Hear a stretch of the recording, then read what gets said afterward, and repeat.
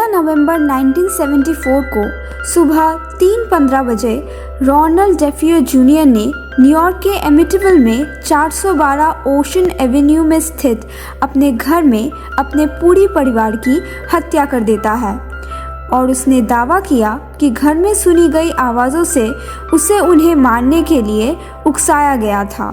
1 साल बाद एक मैरिड कपल जॉर्ज और कैथी लुट्ज पिछले शादी से कैथी के 3 बच्चों बिली, माइकल और चेल्सी के साथ घर में आते हैं। परिवार को जल्द ही घर में पैरानॉर्मल एक्टिविटी का अनुभव होने लगता है। चेल्सी का दावा है कि उसकी जोडी नाम की लड़की से दोस्ती हो गई है और ये नाम मरे गए डेफियो बच्चों में से एक का नाम है।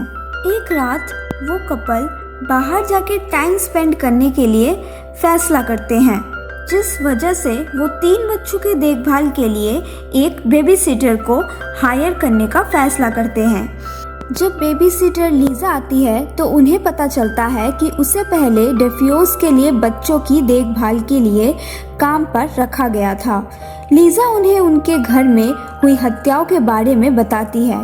जब वो चेल्सी के कमरे में जाती है तो चेल्सी उसे बताती है कि वो एक गंदी बेबी सिटर है, ये दावा करते हुए कि जोडी ने उसे ऐसा बताया था।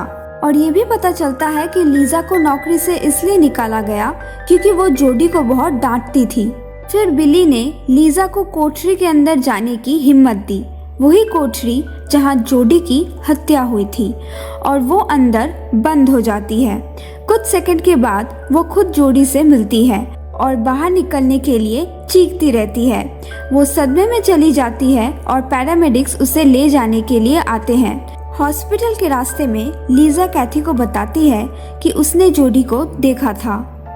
कैथी और उसके बच्चों के प्रति जॉर्ज का बिहेवियर बहुत अब्यूसिव हो जाता है और पैरानॉर्मल एक्टिविटी जारी रहती है। एक रात जॉर्ज ने उनके कुत्ते को बोट हाउस में भौंकते हुए सुना और ऐसा प्रतीत होता है कि उसके पास भूत प्रेत है। वो कुल्हाड़ी उठा लेता है और परिवार के कुत्ते को कोई शैतानी प्रेत समझकर उसकी हत्या कर देता है। बच्चे अगले दिन हैरी की तलाश करते हैं और बिली के डाउट के बावजूद भी जॉर्ज इस बात से इनकार करता है कि उसे नहीं पता कि वो कहाँ है। कैथी फ्यूचर में किसी भी पैरानॉर्मल इंसिडेंट को रोकने के लिए एक प्रोटेक्टिव मेजर्स के रूप में फादर कैलवे से घर को ब्लेस्ड करने के लिए कहती है, लेकिन फादर कैलवे खुद ऐसी घटनाओं का सामना करने पर घर से भाग जाते हैं। इसके बाद कैथी को पता चलता है कि ये घर कभी रेवरेंड जेरेमिया केचम नाम के एक कल्ट प्रीचर का था, जिसका 17th सेंचुरी के एमिटिविल में अपने मिशन के दौरान नेटिव अमेरिकन्स के प्रति इवल एक्शंस को भूतिया होने का कारण माना जाता है।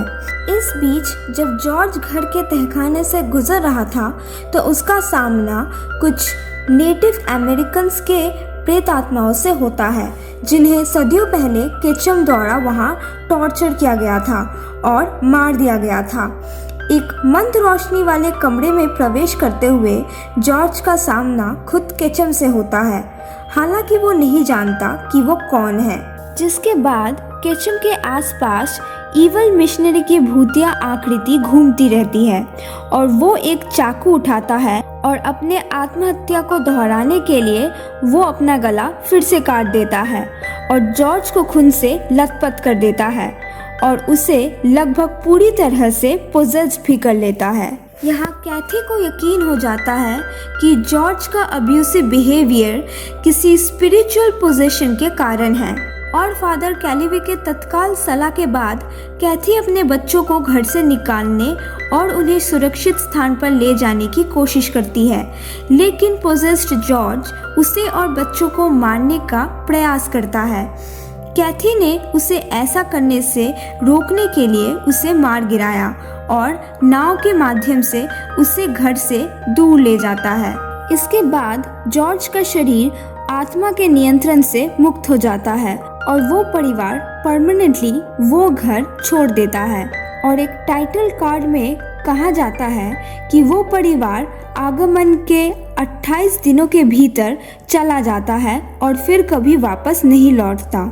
तभी जोडी को अब खाली पड़े घर में खड़े होकर डर के मारे चिल्लाते हुए दिखाया जाता है, जबकि परिवार के आने से पहले घर खुद को अपने पुराने स्थिति में वापस ले आता है।